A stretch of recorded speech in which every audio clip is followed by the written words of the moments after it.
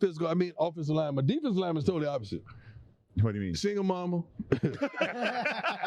trying to get it. He's on free lunch. I mean, like, I'm talking about just trying to make it. He trying to rescue mama. Like, mama barely made the flight. Trying to get out the mud. And I want him to just go get it. It's a whole different attributes that you look for in different positions, and we have that stuff just chronicled. We know what we want, and we go get it. What's going on, everyone? Sauce Skinny here today. We're reacting to Deion Sanders. Really said, just say that. Oh my God, Deion Sanders, bruh. Hey, that man. Deion's gonna be Deion. But first reaction is like I seen clips around it online. I'm starting to think black people are very fragile, bro. Like even when you're speaking like in generalities, they find some way to tie it back to being about them. And this is why I can't stand identity politics, right?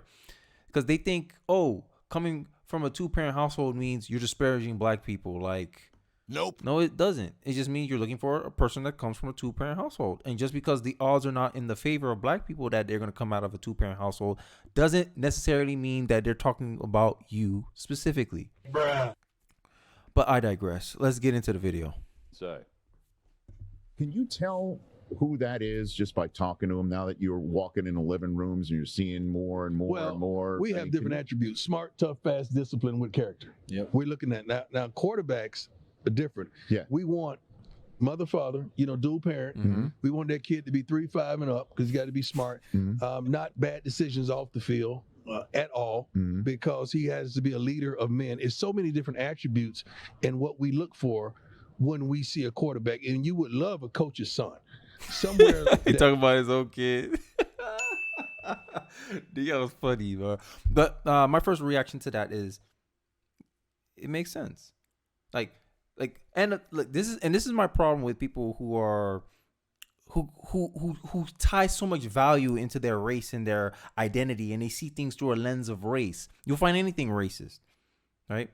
Just because someone has pattern recognition, and notice his language here. He never mentioned black, white. He said, "Oh, I want a white quarterback." Nope. He didn't say that. He didn't say, "I don't want no black quarterback." Nope. He never specified racial attributes at all. But somehow people are coming out here saying he's being racist. Bruh. I swear, this is my main problem with people who see things through identity, whether through gender, through race, because they always try to make it about them when no one's talking about you. Like, come on, guys. Single motherhood raised households, black community, 70%. That means if we all became colorblind, we couldn't see no one's race, you still a single mom. That's decisions, that's choices, that's life. That's not racial. That's just saying, oh, only black people are athletic. Bruh. That's a racial statement.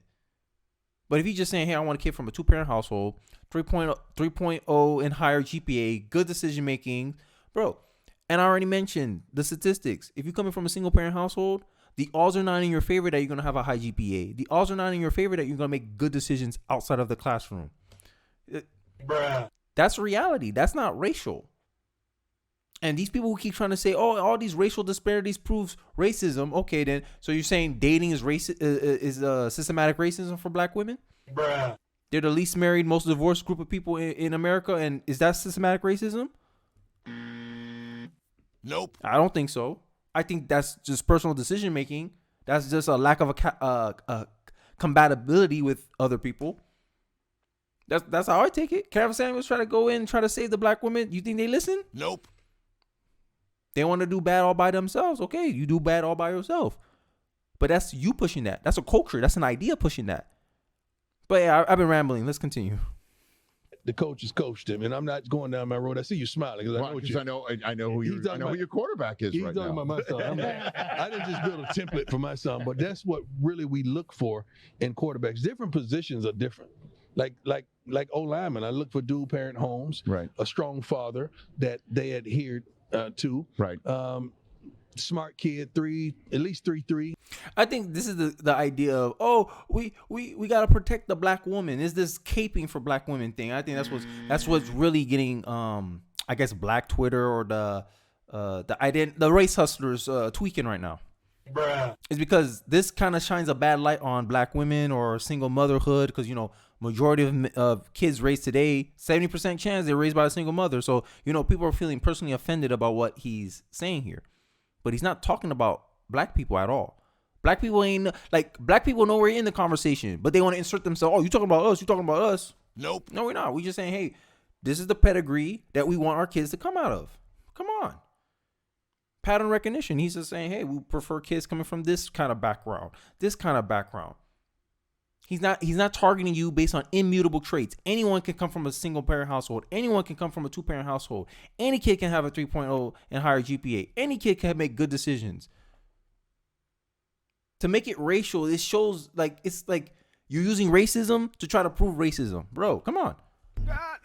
You're saying he's talking about black people. No, you're thinking about black people. He didn't say nothing about no black people. Where's the evidence? Let me see. I'm looking at the tape right now. Where the tape, coach? Look at the tape. You can lie, but the tape don't. He never mentioned black. He mentioned race not one time.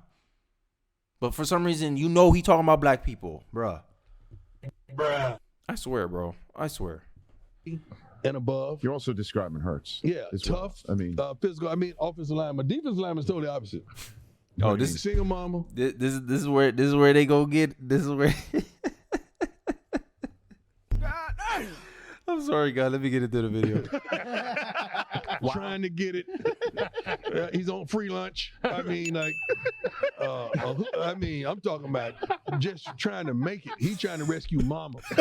Mama barely made the flight. Trying to get out the mud. And I want him to just. I'm laughing because it's so true, bro. Look, come on, guys. I come from the hood. My mom was a single mom. She always penny pinching. She always talked about how she couldn't afford things. And I remember just to play basketball, I had to buy, I remember a pack of Gatorade and sell it. And I guess this is where I got my entrepreneurial spirit from. I had to sell it, make $2, $24, flip it again, get another $24, flip it again. So I could come up, me and my brother can come up with the money so we can pay for our admissions, our physicals, and our admissions for basketball practice. Bruh. Right? Because my mom said she didn't have the disposable income to do it. And it's true. Statistically, usage-wise, in the black community has the highest usage rate on people on welfare based on utilization of the community. 26% of black people. It's 26% of white people are on welfare, and in the black community, it's 40% of people are on welfare. Bruh. Yeah, you're a smaller population, so on absolute numbers, yes, more white people are on welfare than black people, right? But in the community, more of the people in that community are on welfare than not on welfare. 40% clip. 40% of the black community is on welfare. Well, given only 26% with the white people. That's a problem, bro. And every time you bring these things up, black people will come out and say, oh, no, that's not true. That's not true. It's true. You guys are heavily reliant on the government. You heavily reliant on welfare. And what's the stigma? We got welfare queen for a reason. It's pattern recognition. We notice a trend. The poorest person in America is a single woman, regardless of race. So what he's saying is not, and he's speaking from personal experience, I believe. I think Deion Sanders came from a single parent household. He's probably talking about himself. Bruh. But people don't see that because he's rich now. How many kids that come out of these NFL contracts, the NBA contracts, and they come out and they say, I gotta get mama a house. Single mom, no man anywhere. If that kid didn't make it, that single mom wouldn't have nothing. She wouldn't be able to figure out nothing. And in my view, as a parent, I never want my kids to take care of me. I'm be like, no, son, that's your NBA contract. You got it. I got my own. That's how I am as a parent. I believe the parent is here to take care of the child. Never the child to take care of the parent unless it's health reasons. But you're literally, most of these single moms, their kids are their retirement plan. Bruh. It's a luxury to be single nowadays. Especially, I did a video on it. Being single is a luxury, especially with inflation going around. Women have the highest eviction rates. Oh my God, bruh. Women, y'all gotta be prepared. Yeah, I gotta think long term about this stuff. But we don't. In my personal opinion, I think a lot of troubles that the black community goes through is because of personal decision making and a lack of discipline. Bruh. Hey, look, I know. How dare you? I know. But hey, nothing Deion Sanders said was wrong. I agree with everything he just said out of his mouth. Everyone know all the most talented players, where they come from, single parent households, because they know that's how they gonna make it. They're more motivated. They approach the game differently than kids that come from a 2-parent household. That's football. He talking about football now, but I know basketball. That's how it is. Oh, I gotta take care of my mama. Come on, yo. I know I'm not talking Chinese. If you from the hood, you know what I'm talking about. Like, it's either you athlete, rapper, or nothing. That's how most dudes take it. Me, I took a different route. I was like, no, I'm gonna go to school, I'm gonna study, and I'm gonna take care of my mom that way, or I help take care of my mom, because I ain't letting my brothers slack off. We all taking care of mama, not just me. But I'm rambling, guys. I'm sorry. Let's get back into the video. Let's go get it. It's a whole different attributes that you look for in different positions, and we have that stuff just chronicled. We know what we want, and we go get it. There's the head coach at Colorado, Deion Sanders, describing exactly what he's looking for positionally with the parental background and more, position by position. Chad? Yep, position by position. And let me ask y'all guys a question. Look at all the quarterbacks, all the good quarterbacks. Most of the time, they come from what the archetype that he's looking for, coming from a 2-parent household. And we all know, look, if you look at the data, if you look at the statistics, kids who come from a 2-parent household do better in school than kids that come from a 1-parent household, a single-parent household. Come on, guys. Bruh. This is data. This is facts.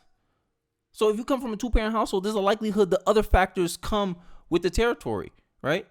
The odds are in your favor that the kid from the 2-parent household will have all the attributes you're looking for. Good decision-making, right? AKA staying out of trouble, not compromising his position on the team, not getting himself into compromising situations that could end up him getting hurt, killed, or going to jail, hurting his eligibility.